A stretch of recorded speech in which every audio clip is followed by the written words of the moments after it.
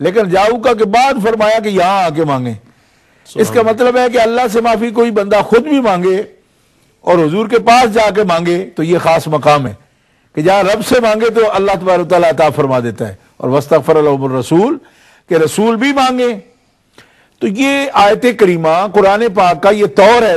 مفسرین کرام نے اس کو بڑی شد و مد کے ساتھ بیان کیا ہے کہ یہ آیتیں جو ہیں ان کا مفہوم جو ہے اور ان کا حکم جو ہے یہ اپنے مورد پر بند نہیں ہے، بلکہ نبی کریم علیہ الصلوۃ والسلام تا قیام قیامت آپ نبی اور رسول ہیں. اور آج بھی جو امتی معافی مانگنا چاہتا ہے اپنے گناہوں کی اور حضور سے درخواست کرتا ہے کہ آپ ہمارے لیے مغفرت طلب کریں تو نبی کریم علیہ الصلوۃ والسلام مغفرت طلب کرتے ہیں. تو یہ اس کی اصل ہے کہ قبر والی ہستی جو ہے ان کے پاس جا کر بھی یہ کہا جا سکتا ہے کہ آپ دعا کریں. پھر یہ ہے صحیح مسلم شریف کے اندر یہ حدیث بھی موجود ہے کہ اذا تحیرتم فی الامور تو فقولوا یا عباد اللہ اعینونی، کہ رجال غیب کو یہ کہنا کہ اللہ کے بندو ہماری مدد کرو. یہ سرکار کا حکم ہے کہ جب تم کسی غیر آباد زمین میں یا جنگل میں کوئی چیز تمہاری گم ہو جائے یا تم متحیر ہو جاؤ، تمہیں راستہ نہ ملے یا کسی معاملے بھی پریشان ہو تو تم رجال غیب سے مدد طلب کر سکتے ہو. اور وہاں یہ لفظ بھی موجود ہے یا عباد اللہ اعینونی، اے خدا کے بندو ہماری مدد کرو. سبحان اللہ. ہمارے ساتھ سید گیلانی صاحب ہیں گلاسگو سے. السلام علیکم سر. جی وعلیکم السلام ورحمۃ اللہ. سر میں نے ایک بات پوچھنی تھی. جی شاہ پوچھیے. صاحب سے میں نے کافی دیر سے ان کو ٹریس کر رہا تھا، تو عرض کرنی یہ تھی کہ مجھے خواب آئی تھی. جی جی خواب کا پروگرام ویسے گیلانی صاحب یہ نہیں ہے، لیکن اگر کوئی آپ نے اور بات کرنی ہے تو کر سکتے ہیں. آپ کو بتا دیتا ہوں، آپ بے شک پھر مجھے جواب دے دیں کسی وقت کے، کیونکہ شاہ صاحب کا میرے پاس نمبر نہیں ہے. آپ اگر کنٹرول روم میں اپنا نمبر بھی چھوڑ دیں اور وہ بھی بیان جو فرمانا چاہتے ہیں وہ کر دیں تو آپ کو بتا دیا جائے گا. شاہ صاحب سے پوچھ کے آپ کو کنٹرول روم سے بتا دیا جائے گا. بہت شکریہ.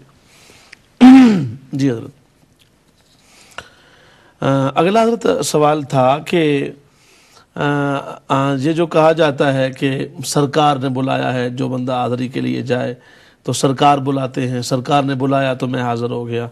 تو ان کا کہنا یہ تھا کہ بلاتا تو اللہ تعالیٰ ہے، تو یہ آپ کیوں کہتے ہیں کہ سرکار نے بلایا، یا یہ کیوں کہا جاتا ہے اور ایسا کہنا صحیح ہے؟ بسم اللہ الرحمن الرحیم. یہ کہنا بالکل درست ہے، اس لیے کہ نبی پاک صلی اللہ علیہ وسلم کا بلانا اللہ کا ہی بلانا ہے. سبحان اللہ. اس لیے کہ اللہ تبارک و تعالیٰ جل شانہ نے بیت اللہ شریف کی طرف جب بلایا تو یہ پکار کس کی بنائی رب تعالیٰ نے، اپنی یا اپنے بندے کی؟ جی اذن فی الناس بالحج، یہ کس کو حکم ہوا؟ حضرت ابراہیم خلیل اللہ علیہ السلام کو. تو وہاں بھی پکار ابراہیم علیہ السلام کی ہے. ابراہیم علیہ السلام کی پکار ہے پہلی کہ آپ پہاڑی پہ چڑھ جائیے اور اعلان کر دیجئے کہ رب کا گھر میں نے تیار کر دیا ہے بلاد و امصار قرب و بعد میں. تو یا اللہ میں تو اس پہاڑی پہ آواز دوں تو کتنی دور آواز جا سکتی ہے؟ 1 میل تک جا سکتی ہے. بہت بلند آواز ہوتی میل تک چلی جائے گی. فرمایا پہاڑی پہ کھڑے ہو کے تم اذان دے دو. یہ حج کی اذان ہے، اعلان کرو، پکار کرو. باقی اس کو کہاں کہاں تک پہنچائیں گے؟ وہاں تک پہنچائیں گے کہ اگر کوئی باپ کے سلب میں ہے یا ماں کے رحم میں بھی ہے تو جسے ہم نے مقدر کر دیا ہے وہ وہاں بھی اس پر لبیک بولے گا، اور جو لبیک بولے گا وہ کعبہ میں ضرور حاضر ہو جائے گا. تو یہاں بھی دیکھیے پکار کس کی ہے، اذن کس کو کہا گیا ہے؟ فی الناس بالحج یاتوک رجالا وعلی کل ضامر یاتین من کل فج عمیق، کہ لوگ جو ہے پیدل بھی اور اونٹنیوں پر بھی اور سواریوں پر بھی، گھاٹیوں سے بھی اور مشکل ترین راستوں سے بھی آئیں گے. اذان دینا آپ کا کام ہے. تو یہ پکار قدرت رب کی ہے، پکار حضرت ابراہیم خلیل اللہ علیہ السلام کی ہے. اور یہاں بھی جب اللہ تبارک تعالیٰ جل شانہ نے فرمایا کہ یا ایھا الذین آمنوا استجیبوا للہ وللرسول اذا دعاکم لما یحییکم، تو یہاں دیکھیے نا کہ ایمان والو تمہیں جواب دینا تم پر لازم ہے، کس کے لیے؟ اللہ کے لیے اور اس کے رسول اذا دعاکم۔ اب یہاں دیکھیے دعاکم ہے، جب وہ تمہیں پکاریں، تو اللہ اور اللہ کے رسول کی پکار ایک ہی ہے سبحان اللہ، کہ ایسی پکار جو تمہیں زندگی بخش دے، اللہ اکبر، جی، کہ اس پکار کا جواب دینا، اور جواب دینا اس کا قبول کرنا بھی اور جواب دینا بھی، یہ تم پر لازم ہے ایمان والو۔ تو اس فرق کو بین اللہ و رسولہ جو لوگ فرق کرنا چاہتے ہیں اور اس کو سمجھتے ہیں کہ اللہ کا پکارنا اور ہے، رسول اللہ کا پکارنا اور ہے، وہ تو خائب و خاسر لوگ ہیں۔ اور مومن کامل وہ ہیں کہ لم یفرقوا بین اللہ و رسولہ ویقولون، ہم تو ایمان لائے، وہ کہتے ہیں ہم ایمان لائے، اور کوئی فرق نہیں کرتے اس بات میں۔ کیوں؟ کہ ان کو یقین کامل ہے کہ رسول اللہ کی مرضی کے بغیر، ان کے حکم کے بغیر تو کہتے ہی نہیں۔ فرمایا تو رسول اللہ کی اطاعت تو اللہ کی اطاعت ہے، من یطع الرسول فقد اطاع اللہ، اس لیے اس میں کوئی فرق کرنے کی ضرورت نہیں۔ یوں بھی کہہ سکتے ہو کہ مجھے رسول اللہ نے بلایا، اور جب یہ کہہ رہے ہو تب بھی ذہن میں یہی ہوتا ہے کہ رسول اللہ نے تبھی بلایا جب اللہ نے بلایا، اس میں فرق کرنے کی کوئی ضرورت نہیں۔ جو اس معنی میں کہتا ہے اس پر کوئی قدغن نہیں ہے، اور شرعاً اس کو کوئی منع کرنے کی ضرورت نہیں ہے، کیونکہ اللہ تبارک و تعالیٰ دینے کو، اپنے عطا فرمانے کو، اپنے فضل کو، قرآن پاک میں اگر اس پر میں آپ کے سامنے آیات پیش کروں تو 20 آیات اس پر موجود ہیں کہ رب تبارک و تعالیٰ نے غنی فرمانا، دینا اور کرم فرمانا، ان سب کی نسبت اپنی طرف بھی فرمائی، اپنے رسول کی طرف بھی فرمائی ہے۔ ما نقموا ان اغناهم اللہ ورسولہ من فضلہ، کہ منافقوں کو کیا برا لگا کہ اللہ اور اس کے رسول نے مومنوں کو غنی کر دیا ہے، یہ بات ان کو بری لگی ہے۔ تو یعنی اس فعل کی، غنی کرنے کی فعل جو ہے اللہ تبارک تعالیٰ نسبت اس کی طرف، اغناہم اللہ ورسولہ، تو یہاں اللہ تعالیٰ نے فرق نہیں رکھا، سبحان اللہ اور اس کے رسول نے غنی کیا ان کو، مومنین کو اتنا عطا فرمایا کہ ان کو غنی کر دیا۔ تو یہ اس کے درمیان جو فرق کرنے والا ذہن ہے نا اللہ اور اللہ کے رسول کے احکام کے درمیان، یہی وہ ذہن ہے بنیادی طور پر جو بہت دور لے جاتا ہے، اور اس میں نہ توحید کا تقدس رہنے دیتا ہے اور نہ ہی مقام رسالت کی وہ کوئی پہچان رہنے دیتا ہے۔ لہذا جس انداز سے قرآن پاک نے اس کا ذکر کیا، اسی انداز سے اللہ کا فرمان، رسول اللہ کا فرمان، رسول اللہ کا فرمان، اللہ کا فرمان سمجھنا چاہیے اور دل سے اس پر ایمان رکھنا چاہیے۔ سبحان اللہ، بہت شکریہ۔ ہمارے ساتھ ذوالفقار صاحب ہیں غالباً ووکنگ سے۔ السلام علیکم جناب۔ جی وعلیکم السلام۔ جی میری طرف سے شاہ صاحب جی کو اور آپ کو مودبانہ السلام علیکم۔ وعلیکم السلام ورحمۃ اللہ۔ حضرت میرے سوال سے کوئی اور نہ مطلب لیا جائے، میں ماشاءاللہ اہل سنت و جماعت ہوں اور نقش بند سلسلہ سے بیعت ہوں۔ میں ایک چینل پہ دیکھ رہا تھا، اگلے دن واچ کر رہا تھا، تو وہاں وہ جو عالم تھے وہ کہہ رہے تھے کہ علامہ سیوطی اور ملا علی قاری جو ہے نا ہمارے اہل سنت کے بڑے علماء میں ان کا نام آتا ہے، انہوں نے یزید کو بھی اماموں میں شمار کیا ہے۔ تو میں اس سے بڑا متعجب ہوا کہ ہمارے جو علامہ جلال الدین سیوطی ہیں، میں نے تو ان کے متعلق پڑھا ہے کہ ان کو تو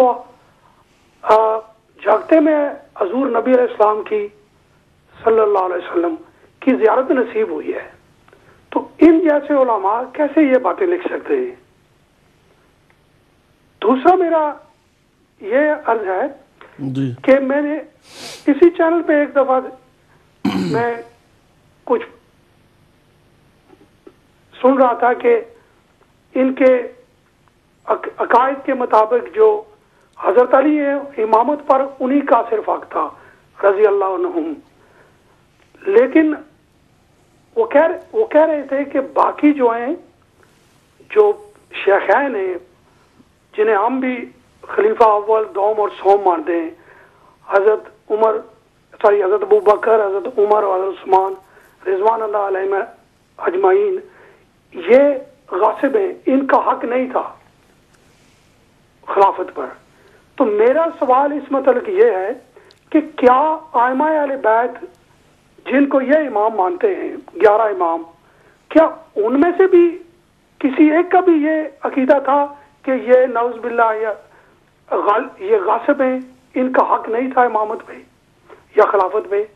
اور دوسرے، کیا علامہ جلال الدین سیوطی اور ملا علی قاری نے کیا لکھا ہے یہ کہ یزید خلیفہ یا امام تھا؟ بس میرا یہی سوال ہے. السلام علیکم. بہت شکریہ. جزاکم. جی حضرت اگلا سوال تھا آپ کی گفتگو کے دوران ادیب حسین صاحب نے برمنگم سے یہ سوال کیا جی کہ کیا حضرت یونس علیہ السلام سے کوئی غلطی ہوئی تھی؟ اگر کوئی غلطی ہوئی تھی تو اس کی تفصیل ارشاد فرما دیں. حضرت یونس علیہ السلام کے تبلیغ جو ہے آپ نے جو فرمائی اپنی قوم کو، اس کا قصہ پورا قرآن مقدس میں موجود ہے. ان یونس لمن المرسلین اذ ابق الی الفلک المشحون. یہاں اور پھر وَظَنُّونَ إِذْ ذَهَبَ مُغَاضِبًا فَظَنَّ أَن لَّن نَّقْدِرَ عَلَيْهِ فَنَادَىٰ فِي الظُّلُمَاتِ أَن لَّا إِلَٰهَ إِلَّا أَنتَ سُبْحَانَكَ إِنِّي كُنتُ مِنَ الظَّالِمِينَ. یہ ساری آیات جو ہے حضرت یونس علیہ السلام کے بارے میں ہی ہیں، اور یہ قصہ قرآن مقدس میں 17ویں پارے کے اندر بھی موجود ہے. اور حضرت یونس علیہ السلام کے نام نامی اس میں گرامی سے پوری صورت بھی قرآن کی موجود ہے. حضرت یونس علیہ السلام آپ نے جی کال لے لیا. جی ہمارے ساتھ پرویز صاحب ہیں پیٹر برو سے. السلام علیکم ورحمۃ اللہ. وعلیکم السلام علامہ صاحب صاحب اور قبلہ شاہ صاحب کی خدمت میں السلام علیکم. وعلیکم السلام ورحمۃ اللہ. حضور قرآن مجید کی سورہ فاطر کے اندر آیت ہے جس کا عام طور پہ حوالہ پیش کیا جاتا ہے. اللہ ارشاد فرماتا ہے وَمَا يَسْتَوِي الْأَحْيَاءُ وَلَا الْأَمْوَاتُ إِنَّ اللَّهَ يَسْمِعُ مَن يَشَاءُ وَمَا أَنتَ بِمُسْمِعٍ مَن فِي الْقُبُورِ. اور دوسری آیت جو ہے وہ سورہ روم کے اندر سے پیش کی جاتی ہے فَإِنَّكَ لَا تُسْمِعُ الْمَوْتَى. یہ تو دو ہو گئی. آگے جب ہم 28ویں پارے میں جاتے ہیں تو وہاں اللہ ارشاد فرماتا ہے یا ایھا الذین آمنوا لا تتولوا قوما غضب اللہ علیہم قد یئسوا من الآخرۃ کما یئس الکفار من اصحاب القبور. تو اگر آپ ان تینوں آیات پہ روشنی ڈال دیں تو بڑی مہربانی ہوگی، ہم جیسے نکموں کی رہنمائی بھی ہو جائے گی. بڑی مہربانی ہوگی. بہت شکریہ. جزاکم اللہ. پرویز صاحب تشریف فرما ہوئے. جی حضرت.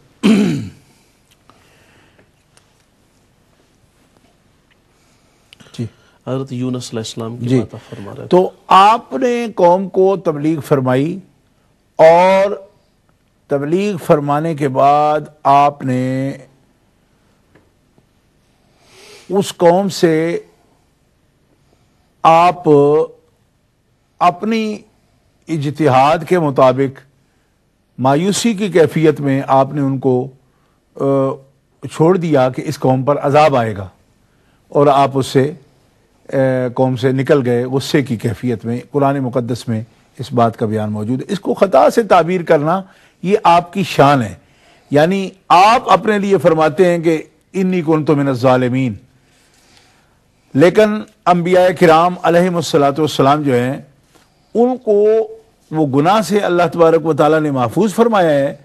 البتہ وہ اللہ تبارک و تعالیٰ جل شانہ کی یہ حکمت تھی کہ اس کے تحت ان کو اللہ تبارک و تعالیٰ جل شانہ نے ان پر ابتلا فرمائی. آزمائش تھی ان کے لیے مچھلی کے پیٹ میں جانا اور پھر ان کلمات طیبات کے ساتھ اس سے رہائی ہونا. یہ پوری تفصیل 17ویں پارے کے اندر قرآن مقدس کے اندر موجود ہے. خطا کوئی نہیں ہے، یہ حکمت ہے. جیسا کہ حضرت آدم علیہ السلام کے ہاں یعنی آپ دیکھ سکتے ہیں کہ گندم کا دانہ کھانا، اس کے اندر جو حکمتیں ہیں تو تفاسیر کے اندر موجود ہیں کہ ایسی خطا پر کئی جو یعنی اطاعتیں ہیں وہ قربان کے، جس کے نتیجے میں ساری کائنات وجود میں آئی اور اس کا نظام چلا ہے. جی ہمارے ساتھ محمد مجید قادری صاحب ہیں نیو پورٹ سے. السلام علیکم ورحمۃ اللہ. وعلیکم السلام ورحمۃ اللہ وبرکاتہ. شاہ صاحب کی خدمت میں عرض ہے پہلے تو یہ کہ الحمدللہ آپ کی زیارت کر کے تو آنکھوں کو ٹھنڈک اور دل کو سرور حاصل ہوتا ہے. الحمدللہ تعالیٰ آپ جیسے علماء کو ہمارے اہل سنت میں کثیر فرمائے اور آپ کو حاسدین کے حسد سے اور دشمنوں کی میلی نظر سے اللہ تعالیٰ محفوظ فرمائے آپ جیسے علماء۔ حضور آپ سے مختصر سے صرف یہ عرض ہے کہ ابھی بہت سے چینلز جو ہیں وہ کھلے ہوئے ہیں جو کہ بد مذہبوں کے، نجدیوں کے، خارجیوں کے، شیعوں کے اور یہاں تک کہ قادیانیوں کے اور دوسرے بھی جو مسلمانوں کے ذہنوں میں وسوسے ڈالنے والے لوگ ہیں ان کے۔ تو ہمارے بہت سے مسلمان بھائی، سنی بھائی اور لوگ جو ہیں وہ بس ایسے ہی شوق کے ساتھ جس کو مرضی لگا لیا اور اس کو دیکھ لیا اور پھر بعد میں وسوسے ذہنوں میں پالتے ہیں تو ادھر ادھر جا کے پھر وہ مسائل پوچھتے ہیں۔ تو کیا آپ سے صرف عرض یہ ہے کہ کیا عام لوگوں کو ایسے لوگوں کے چینلز کو دیکھنا چاہیے شرعاً؟ کیا اس کی اجازت ہے کہ ہم کوئی بھی چینل لگا کے کسی بھی بندے کی تقریر سن لیں اور اس کو دیکھ لیں؟ آپ سے صرف یہ پوچھنا چاہ رہا ہوں۔ السلام علیکم ورحمۃ اللہ وبرکاتہ۔ وعلیکم السلام ورحمۃ اللہ وبرکاتہ۔ جی حضرت، اگلا ہمارا سوال تھا جی خالد صاحب کا برمنگم سے۔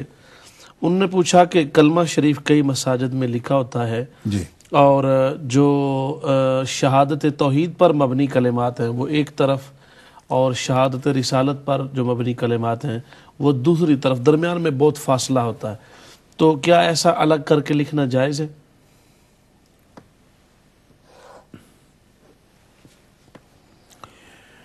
بسم اللہ الرحمن الرحیم۔ اگر یہ محراب شریف پر دونوں حضرت مدرت کے ساتھ ایک کالر ہیں، ان سے بات کر لیں۔ اسماعیل صاحب ہیں ہمارے ساتھ بلیک بن سے۔ السلام علیکم ورحمۃ اللہ۔ وعلیکم السلام ورحمۃ اللہ۔ جی محمد اسماعیل صاحب۔ ہاں جی، شاہ صاحب کی مؤدبانہ سلام اور آپ کو بھی مؤدبانہ سلام۔ وعلیکم السلام۔ وعلیکم السلام۔ اچھا، میرا سوال یہ ہے کہ ہماری شریعت کے حساب سے قصری نماز کب ہوتی ہے؟ کتنا میل ہم سفر کر کے پھر ہماری قصری نماز ہوتی ہے؟ اور میرے کام کے حساب سے کہ ہر روز میں میرا سفر کا کام ہوتا ہے اور جہاں کام کرتا ہوں ادھر نماز کے لیے وہ سہولیت سب کچھ نہیں ہوتی ہے، تو رات کو جب واپس آ جاتا ہوں تو ظہر عصر مغرب سب قضا ہو جاتی ہے، تو کیسے پڑھنی چاہیے وہ نماز؟ قضا کر کے یا قصری کر کے؟ کیونکہ آپ کا سفر کتنا ہے؟ وہ ہر روز ڈفرنٹ میل کا سفر ہوتا ہے، کبھی زیادہ ہو جاتا ہے، کبھی تو کم میل ہوتے ہیں، لیکن سہولیت نہیں ہوتی ہے نماز پڑھنے کے لیے جب میں کام کرتا ہوں جہاں۔ نہیں، منیمم کتنا ہوتا ہے؟ اور منیمم تو کبھی 10 میل ہوتی ہے، کبھی 100 میل ہوتی ہے، ڈفرنٹ ہوتی ہے روز۔ اچھا ٹھیک ہے، تو اس میں کچھ تھوڑی وظائف کر لیں۔ جی اور کوئی سوال؟ نہیں، یہ سوال صحیح اچھا، سوال، بہت شکریہ شکریہ، بہت، جزاک السلام علیکم، جزاک اللہ خیر۔ جی حضرت جناب آپ فرما رہے تھے کلمہ شریف کا وہ۔ میں اس سلسلے میں یہ عرض کرتا ہوں کہ اگر لکھنے والے جو ہیں وہ تزئین کے لیے کہ فصل کے نہیں کر رہے دونوں کے درمیان، بلکہ تزئین کی نیت سے کہ ایک چوکٹا جو ہے وہ توحید کے لیے اور ایک طرف رسالت کے لیے، شہادت کے لیے انہوں نے رکھا ہے، تو اس میں اس کو فصل نہیں کہتے، اس میں حرج نہیں۔ لیکن اگر کسی شخص کے ذہن میں یہ وہم ہو کہ ملا کے لکھنا جائز نہیں، تو یہ بالکل قطعی طور پر غلط ہے ان کا سمجھنا، اس لیے کہ امام حاکم اور امام طبرانی نے اور ابو نعیم نے اور بہقی نے، تمام محدثین کرام نے اس حدیث پاک کو اپنی اسناد کے ساتھ لکھا ہے کہ حضرت عمر بن خطاب رضی اللہ تعالیٰ عنہ روایت کرتے ہیں کہ رسول اللہ صلی اللہ علیہ وسلم نے فرمایا کہ لما اصاب آدم الخطیۃ رفع راسہ فقال رب اسألک بحق محمد ان غفرت لی فاوحى اللہ تعالی الیہ وما محمد ومن محمد فقال رب انک لما اتممت خلقی رفعت راسی الى عرشک فاذا علیہ مکتوب لا الہ الا اللہ محمد رسول اللہ فعلمت انہ اکرم خلقک علیک اذا قرنت اسمہ ما اسمک۔ سبحان اللہ۔ قال نعم قد غفرت لك وهو آخر الانبیاء من ذریتك ولولاہ ما خلقتک. سبحان اللہ. حضرت عمر بن خطاب رضی اللہ تعالیٰ عنہ سے روایت ہے کہ رسول اللہ صلی اللہ علیہ وسلم نے فرمایا جب آدم علیہ السلام سے لغزش ہو گئی تو انہوں نے اپنا سر اٹھایا اور عرض کیا ہے میرے رب میں تجھے محمد کا واسطہ دیتا ہوں مجھے بخش دے.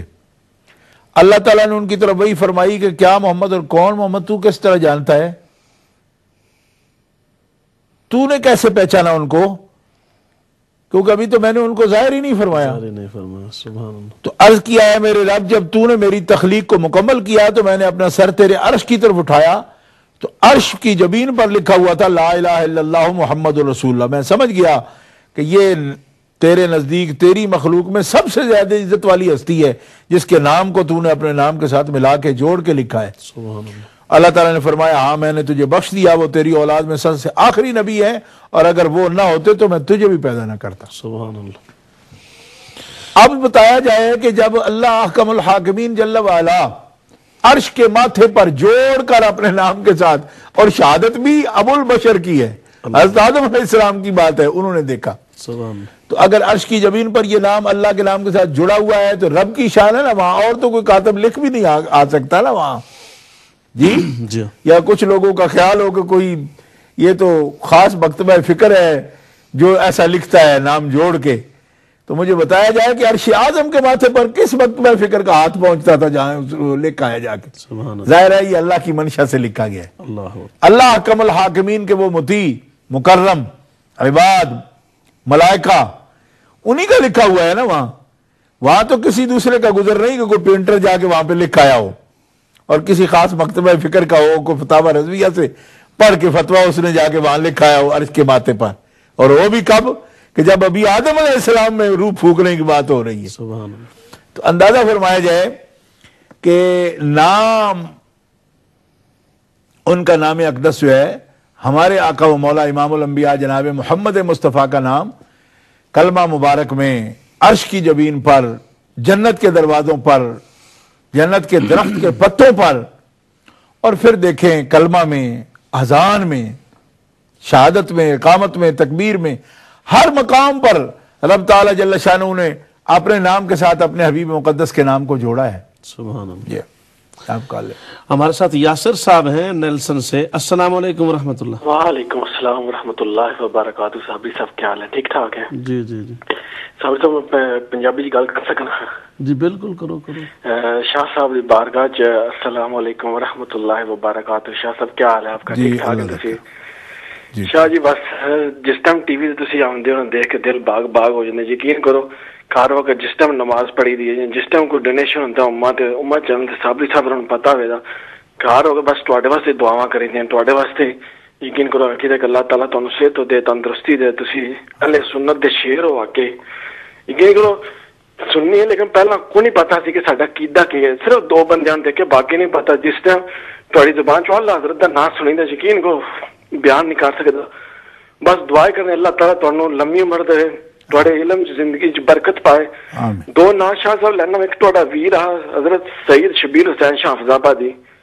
جس ٹائم وہ تقریر کرتے سن پہلے تواڈا کو نہیں پتا سچی دی گل دساں دے, لیکن ایک تقریر سن رہا انہاں دی تو انہاں آکھیا کہ میرا ویر ہے. انہاں آکھیا عمر چ وڈا میں ہاں لیکن علم چ وہ وڈے نے. یقین کرو انہاں دے بعد جس ٹائم تقریر سننا, جس ٹائم تواڈی تقریر سنی ہے نا, بس وہ دن تو بعد آج تک جس ٹائم نماز پڑھی, جس ٹائم کرے بس یہی دعا کر دی شاہ صاحب اللہ تعالیٰ تانوں لمبی عمر دے. دوسرا شاہ صاحب پتہ کرنا سی کہ ساڈے جید علماء جس طرح پیدا ہو رہے ہیں تے نال نال اللہ تعالیٰ کا قانون ہے کہ فوت بھی ہو رہے ہیں. اس انگلینڈ وچ ساڈے تے کوئی سسٹم ہے کہ جہدے وچ اسی اپنے بچوں نوں بھیج سکنے تاکہ وہ بھی ایسا پڑھن تے ایسا اہل سنت دی خدمت کرتے رہن. شاہ صاحب اللہ تعالیٰ تانوں لمبی عمر دے, اللہ تواڈے علم چ عمل چ برکت فرمائے تے اللہ تعالیٰ تانوں دشمناں دی نظر تو بچائے. تے تسی واقعی ہن میں تے نعرہ مارن تے دل کردا ہے کہ واقعی تسی اہل سنت دے شیر ہو. تواڈی تقریراں سنی جدوں شیر مار رہے نے آواز دل کردا اسی بھی یقین کو واقعی تسی شیر ہو. شاہ صاحب اللہ تعالیٰ تانوں لمبی عمر دے, اپنا خیال رکھے, بس دعاواں تے یاد کرتے رہیے. اللہ خوش رکھے تانوں, اللہ سلامتی دے سب اہل محبت نوں, اہل سنت و جماعت. جی حضرت بات مکمل ہو گئی تھی کلمہ شریف والی. ہاں جی, یعنی اس میں جوڑ کے لکھنا جو ہے, اس میں کسی قسم کی کوئی معاذ اللہ اگر کوئی سمجھتا ہے کہ قباحت ہے تو اس کا عقیدہ بہت برا ہے. البتہ اگر کوئی سجا کے لیے, خوبصورتی کے لیے کوئی ایسے توازن سے لکھتا ہے کہ ایک طرف اس نے کلمہ شریف کا پہلا یعنی حصہ توحید کا لکھ دیا, دوسری طرف رسالت کی گواہی لکھ دی, نیچے جو ہے صحابہ پاک کے نام لکھے ہیں, تو اس ترتیب کسی تزئین کی صورت میں کی ہے تو کوئی اس میں حرج نہیں, نہ اس کو فصل کہنا چاہیے. فصل جب رب نے نہیں بنایا درمیان میں تو فصل کی ضرورت نہیں ہے, ملا کے جوڑ کے لکھنا جو ہے. اور یہ برابری بھی نہیں ہے, برابری بھی نہیں. کیوں؟ اس لیے کہ جب لا الہ الا اللہ کہا جاتا ہے تو اس میں اللہ تعالیٰ کی وحدانیت کا, اس کی الوہیت کا بیان ہے, اور جہاں رسول اللہ صلی اللہ علیہ وسلم کا نام ہے وہاں اللہ کے رسول ہونے کے بیان ہے. اس لیے برابری کہاں ہوئی؟ وہ اللہ ہے, یہ رسول ہیں, اس کے رسول ہیں. اس لیے نام برابر لکھ دینے سے کسی جاہل آدمی کے ذہن میں اگر یہ جاتا ہے کہ اس سے تو یہ برابری کر رہے ہیں, برابری نہیں کر رہے ہیں. وہ اللہ کو الہ مان رہے ہیں اور محمد رسول اللہ کو الہ کا رسول مان رہے ہیں. اس لیے بڑا فرق ہے. یعنی الہ کا رسول ہونا اور بات ہے, الہ ہونا اور بات ہے. اس لیے جس طرح رب جل وعلا نے اپنے نام کے ساتھ محمد الرسول اللہ قرآن میں بھی موجود ہے, تو اللہ کے رسول ہے, محمد صلی اللہ علیہ وسلم اللہ کے رسول ہیں. اب یہ ترتیب آئی ہے, اب دیکھیے اس ترکیب میں محمد رسول پہلے لفظ آتا ہے, اللہ بعد میں آتا ہے. لیکن اگر ترجمہ دیکھیں تو اللہ کے رسول ہیں, اضافت تو پھر اللہ کی طرف ہے نا یہاں بھی. تو اس میں بھی یعنی یہ کوئی نہیں کہہ سکتا کہ الہ کے نام سے یعنی اس میں جلالت سے محمد رسول پہلے آیا ہے. کیوں کہ پہلے بھی آیا ہے تو اضافت تو اللہ کی طرف ہی ہے نا. اس لیے یہ باتیں کوئی کم علم کر سکتا ہے کہ اگر جوڑ کے لکھنے کو وہ بے ادبی تصور کرے. کیوں کہ لکھنے والے جو کچھ لکھ رہے ہیں اس میں عقیدہ بالکل واضح ہے کہ اللہ الہ ہے, اس کے بغیر معبود حقیقی اور کوئی نہیں, اور الہ اور کوئی نہیں, واجب الوجود اور کوئی نہیں, اور محمد صلی اللہ علیہ وسلم اس الہ کے رسول ہیں. سبحان اللہ. تو اس لیے جوڑ کے لکھنا یہ تو الہی سنت ہے, کیونکہ جب عرش کے ماتھے پر لکھا ہے تو ہمارے گھروں کے ماتھے پر لکھا ہو, یا ہماری دکانوں پر لکھا ہو, یا ہمارے کیلنڈر ایسے لگے ہوں, یا ہمارے گھروں میں, بلکہ میں تو یہ کہتا ہوں کہ یہ تحریک, یہ موومنٹ ہونی چاہیے آشکار مصطفیٰ کی, کہ کوئی گھر, کوئی دکان, کوئی عزت کی جگہ ایسی خالی نہ ہو جہاں پر پیارے اللہ کا نام اور پیارے رسول کا نام نہ لکھا ہو. ہر جگہ پہ لکھنا چاہیے. عمران صاحب ہیں ہمارے ساتھ برمنگھم سے. السلام علیکم. وعلیکم السلام. شاہ صاحب پہ سوال کرنا تھا.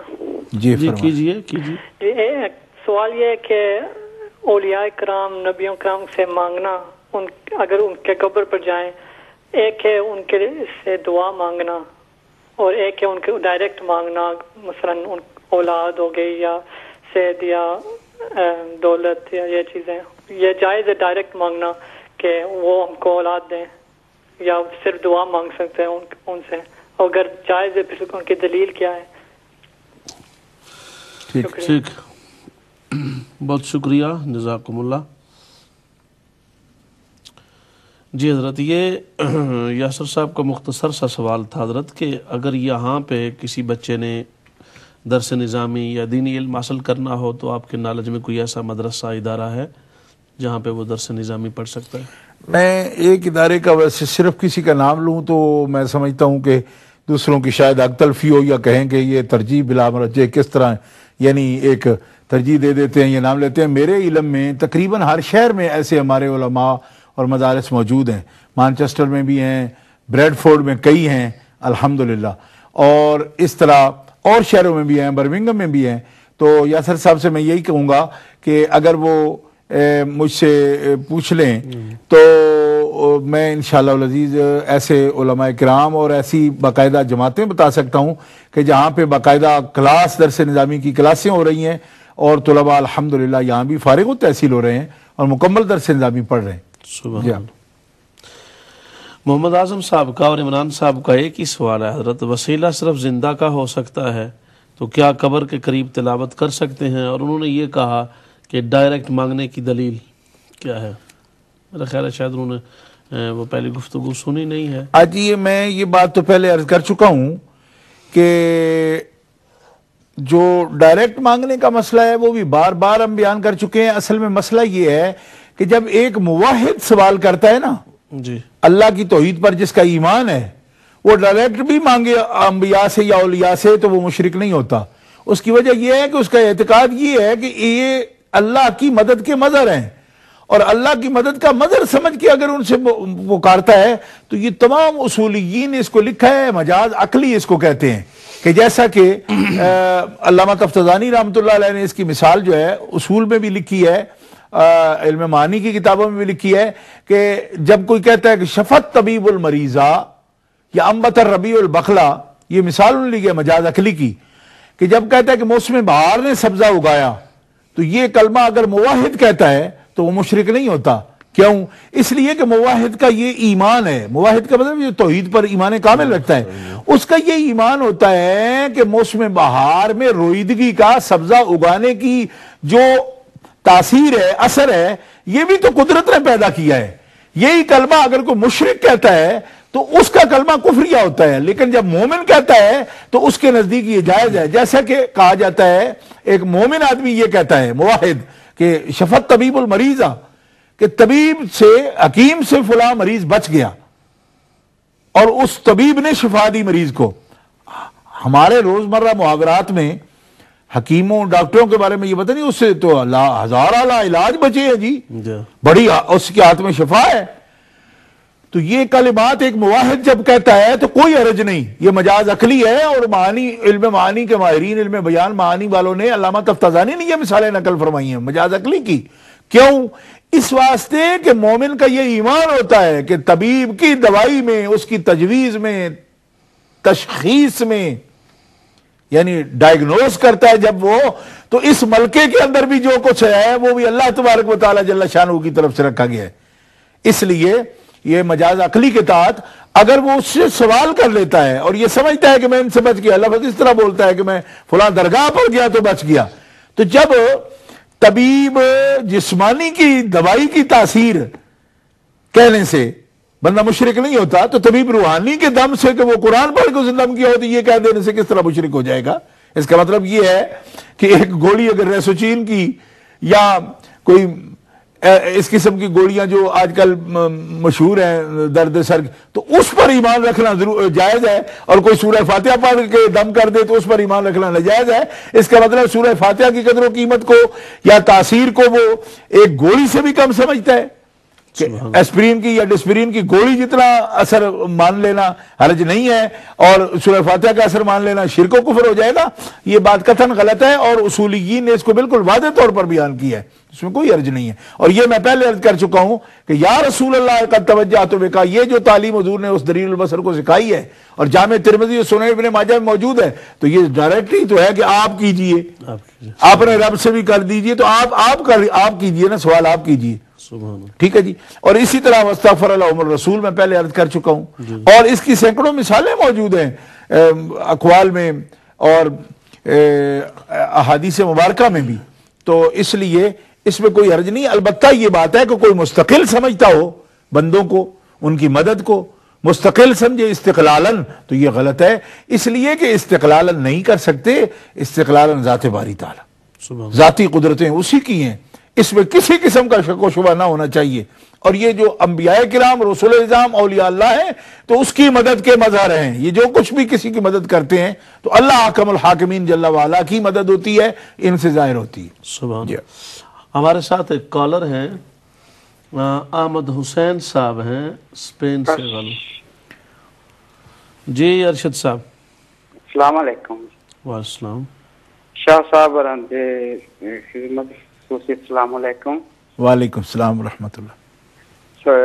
سوال ہے بھائی، ایک بندہ صبح رمضان سے روزہ رکھتا ہے کہ شام کو شراب پیتا ہے، اس کا آمد رمضان تک کیا ثواب لبے گا کہ نہیں؟ شام کو شراب پیتا ہے تو اس کو روزے کا ثواب ملے گا یا نہیں؟ جی ٹھیک ہے، چلیے، بہت مہربانی. بہت شکریہ. جی حضرت، نبی پاک صلی اللہ علیہ وسلم کے سنت افعال پر کوئی جامع کتاب کا نام ارشاد فرما دے. یہ کالر کا ایک تھا سوال. جی یہ اس سلسلے میں یہ گزارش ہے کہ نبی کریم صلی اللہ تعالی علیہ وسلم کی سنتیں جو ہیں ان پر جامع ابواب جو ہے نا وہ آداب کے مستقل اس پر سیاستہ میں ابواب ہیں. اور اگر الگ کسی کتاب میں دیکھنا چاہیں تو امام بخاری رحمۃ اللہ تعالی علیہ کی کتاب الادب المفرد دیکھیں. زندگی کے تمام جو کام ہیں اور تمام افعال ہیں ان کے بارے میں احادیث مبارکہ امام بخاری رحمۃ اللہ تعالی علیہ نے جمع فرمائی الادب المفرد. اور الادب المفرد کا اگر کوئی اردو پڑھتا ہے تو دستور حیات کے نام سے بھی یہ پورا ترجمہ ہو گیا اس کا الادب المفرد کا. اور الادب المفرد پوری زندگی کو جامع کتاب ہے کہ جس میں احادیث مبارکہ سے ہر فعل پر جو سنت طریقہ ہے اور جو دعا ہے وہ بھی آپ نے نقل فرمائی ہے. اس طرح شمائل ترمذی اگر دیکھیں امام ترمذی رحمۃ اللہ تعالی علیہ کی جو شمائل شریف کی کتاب ہے تو سرکار کی تمام عادات مبارکہ، آپ کے شمائل مبارکہ، خصائل مبارکہ، ان کا بڑا وسیع بیان ہے. اور یہ شمائل شریف جو ہے اس کا بھی ہر زبان میں ترجمہ مل جاتا ہے، انگلش میں بھی اردو میں بھی مل جاتا ہے. تو میں سمجھتا ہوں کہ الادب المفرد شریف دیکھیں، شمائل ترمذی دیکھ لیں، اس میں وہ تمام سنتیں جو ہیں وہ جمع آپ کو مل جائیں گی اور مستند ترین ہیں. ویسے ہمارے بزرگوں نے، اکابر نے اور بھی کتابیں حدیث پاک کی ایسی جمع کی ہیں، لیکن میں یہ سمجھتا ہوں کہ یہ بہت اکابر کی کتابیں ہیں جو خود ایک یعنی اتھارٹی ہیں، یعنی اتھینٹک بکس ہیں یہ، کہ بعد میں لوگوں نے کچھ اور حوالوں سے بھی لکھا ہے. لیکن یہ کتابیں جو ہیں یہ تو مرجع کی حیثیت رکھتی ہیں، ماخذ ہیں کہ ان سے لوگ جو ہیں وہ لے کر کے کتابیں بناتے ہیں. تو چونکہ آج کل یہ ترجمہ ہو چکی ہیں اس لیے میں سمجھتا ہوں، ورنہ ان کو سمجھنا ظاہر صاحب علم کا کام تھا کہ اگر عربی جانتا ہوتا. اگر اب وہ اس طرح نہیں کوئی عربی جان سکتا تو اب انگلش میں بھی اردو میں بھی مجھے پتا ہے کہ اس کے ترجمے ہو چکے ہیں. تو یہ کتابیں شمائل ترمذی ایک اعلیٰ ترین کتاب ہے اور امام ترمذی رحمۃ اللہ سیاہ میں سے ہیں، انہوں نے اس کو جمع کیا. اور اسی طرح الادب المفرد تو امام بخاری رحمۃ اللہ علیہ کتاب ہے، خود انہوں نے جمع فرمائی. اور اگر بعد کی کتابیں دیکھنا چاہیں تو حضرت مفتی جلال الدین احمد امجدی رحمۃ اللہ علیہ کی کتاب ہے انوار الحدیث.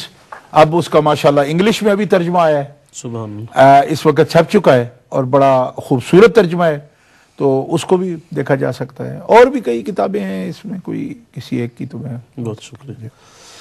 اگلا سوال تھا حضرت رابعہ بہن کا ویل سے. انہوں نے پوچھا کہ حاملہ ہو جانے کی صورت میں 1.25 سال کا بچہ ہو جی تو کب تک اس کو فیڈ کروا سکتی ہے عورت؟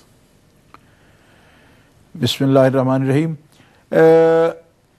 رابعہ بہن کے سوال کا جواب یہ ہے کہ بچہ جو ہے نا حاملہ ہونے کی صورت میں ماں جو ہے پہلے بچے کو جو تولد ہو چکا ہے، 1.25 سال کا ہو چکا ہے، اس کو دودھ پلانے میں یعنی اگر والدہ کو کوئی دقت ہو، یعنی اب حمل ہونے کی صورت میں کوئی کمزوری ان کو محسوس ہوتی ہے یا تکلیف محسوس ہوتی ہے تو اس صورت میں بھی دودھ ان کا جو ہے نا روک سکتے ہیں. اب بچہ جو ہے اگر وہ اس دودھ پینے میں کوئی تکلیف محسوس کرتا ہے کہ اس کے نظام ہضم میں کوئی تبدیلی، کیونکہ جب حمل ہوتا ہے تو اس صورت میں دودھ جو ہے اس کی کیفیت میں فرق آ جاتا ہے، طبی لحاظ سے بھی یہ ثابت ہے اور عملاً بھی ایسا موجود ہے، کتابوں میں بھی لکھا ہے. دونوں صورتوں میں دودھ اگر چھڑانا چاہیں تو چھڑا سکتے ہیں، لیکن یہ دونوں کیفیات اگر نہ ہوں، نہ ماں کو کوئی تکلیف ہے نہ بچے کے ہضم میں کوئی تبدیلی ہے، تو پھر متفق علیہ یہ ہے کہ 4 ماہ تک تو کوئی حرج نہیں ہے، پلا سکتی ہیں. اور چاہیں اگر اس سے زیادہ کوئی تکلیف نہ ہو تو بھی پلا سکتی ہیں، لیکن کوئی قید نہیں ہے، اس کی کوئی قید نہیں ہے. لیکن اگر اس میں کوئی بھی تکلیف محسوس کریں، وہ خود یعنی اگر اتنی کمزوری محسوس کریں یا دودھ کے اندر سمیت پیدا ہو جاتی ہے، دودھ جب حاملہ ہوتی ہے عورت تو اس کے بعد کچھ عرصہ کے بعد دودھ میں ایسا زہر پیدا ہوتا ہے سمیت کہ بچے کے لیے نقصان دہ ہوتا ہے. تو اب 1.25 سال کا بچہ جو ہے وہ خوراک دوسری لے سکتا ہے. مناسب فاصلہ اگر حمل کے درمیان ویسے ہی رکھا جائے کہ حولین کاملین 2 سال یا 2.5 سال کا عرصہ بچہ مکمل دودھ پی لے، من اراد ان یتم الرضاعہ، اگر والدین رضاعت کی مدت مکمل کرنا چاہتے ہیں تو یہ ہے حولین کاملین، تو وہ 2 سال پورے پلائیں. لیکن اگر اسے کم مدت میں ایسی صورت پیدا ہو گئی ہے تو اس صورت کے اندر دونوں صورتیں سامنے ہیں. والدہ کے لیے تکلیف ہے تو بھی چھڑا سکتی ہے اور اس کو دودھ کوئی لگا لے خوراک جس سے اس کو گزارا ہو جائے. بچے کے لیے سمیت ہو جاتی ہے تو بھی چھڑا سکتی ہے. لیکن دونوں صورتیں اگر نہیں ہیں تو پلانا چاہے تو پلا سکتی ہے. جی ماشاءاللہ. محترم خان صاحب نے بریڈ فورٹ سے سوال کیا مجدد پاک کے جنازے کے حوالے سے. جی اس پر آپ ذرا تھوڑی تفصیل بیان فرمائیں. جنازہ حضرت کا جنازہ یعنی کس طرح ہوا یا کس طرح پڑھایا؟ مجدد پاک کے جنازے میں میرا خیال ہے ان کا اشارہ کوئی اس بات کی طرف تھا کہ اس میں کوئی خاص واقعہ پیش آیا. اور حضور مجدد الفسانی رحمۃ اللہ علیہ کی نماز جنازہ آپ کے فرزند گرامی نے ہی پڑھائی ہے اور آپ کا جو وصال ہے، وصال مبارک ہے، اس میں آپ نے جو تجدیدی کام آپ کے ذمہ تھا یعنی قدرت کی طرف سے تجدید کا کام یہ ہوتا ہے کہ دین اسلام کو ایسی زندگی بخشے مجدد کہ اس کے اندر حکام سے، عوام سے، جس طرح سے بھی یعنی رسم و رواج سے تحریف دین کا خطرہ ہو یا اس کے اندر کوئی غبار اس پر آ جائے بدعت کا، خرافات کا. تو مجدد کا کام ہے کہ دین اسلام کی تعلیمات کو اس شکل میں پیش کرنا جیسے نبی کریم علیہ الصلوۃ والسلام دین جو ہے نا وہ چھوڑ کے گئے ہیں، اسی طرح نبی پاک علیہ السلام کی سنتوں کو زندہ کرنا اور شریعت کو اس کی اصل تعبیرات کے ساتھ اجاگر کرنا. یہ ہے مجدد کا کام. یعنی وہ تجدید کرتا ہے، اس کو تازہ کرتا ہے، نیا تو نہیں لاتا وہ لیکن اس کو نئے کی طرح بناتا ہے. یعنی مجدد اس کو تجدید کرتا ہے. اور تجدید کس چیز کی ہو جاتی ہے کہ اس پر بدعات یا زمانہ، مرور زمانہ کے ساتھ جو غبار آ جاتا ہے نا بدعات کا یا دنیاوی رسوم و رواج تمدن کا، اس کو الگ کر کے سنت نبوی کو اس کے اصل رنگ میں لوگوں کے سامنے پیش کر دیتا ہے. یہ ہے تجدید کا مطلب. تو حضور مجدد الفسانی رحمۃ اللہ تعالی علیہ کہ سینکڑوں خلفاء تھے جس وقت آپ کا وصال ہوا. آپ کی اولاد پاک، آپ ماہر تھے تصوف میں، طریقت میں اور دعوت و ارشاد کے منصب پر فائز تھے. تو حضرت مجدد علیہ الرحمہ اس حال میں دنیا تشریف لے گئے ہیں کہ آج 400 سال سے زیادہ عرصہ گزر چکا ہے آپ کے وصال مبارک کو، کہ 400 سال کے قریب ہو رہے ہیں کہ 11ویں صدی ہجری کے اوائل میں آپ کا وصال ہوا ہے. حضرت مجدد علیہ الرحمہ کے وصال کے سے لے کر آج تک آپ نے اتباع شریعت، اطاعت اللہ اور اطاعت الرسول کا جو نقشہ پیش کیا ہے، الحمدللہ اس کی گرفت آپ کی تشریحات اور آپ کی تبلیغ دین کی 400 سال کے بعد بھی بالکل زندہ و پائندہ موجود ہے. اسی لیے حضرت آفتاب پنجاب علامہ عبدالحکیم سیالکوٹی رحمۃ اللہ تعالی علیہ نے آپ کے کارناموں پر یہ فرمایا تھا کہ یہ تجدید میاں کی نہیں بلکہ یہ الف ثانی ہے اور ان کی تجدید الف ثانی کے لیے ہے، یعنی دوسرے 1000 سال تک ان کے تجدیدی کارنامے جائیں گے. اور یہ آفتاب پنجاب مفسر قرآن علامہ عبدالحکیم سیالکوٹی رحمۃ اللہ علیہ کی جو بات تھی یہ بالکل درست معلوم ہوتی ہے، کیونکہ ایک صدی تک آپ کا فکر جو ہے نا اس کے اثرات نہیں ہیں، 4 صدیاں گزرنے کے بعد بھی آپ کے افکار تازہ ہیں. اس لیے معلوم ہوتا ہے کہ آپ کی تجدیدی کارنامے جو ہے 1000 سال جو آپ کا لقب دیا گیا ہے کہ آپ مجدد 1000 سال آئے، یقیناً اس کی تازگی آج بھی موجود ہے. بہت شکریہ.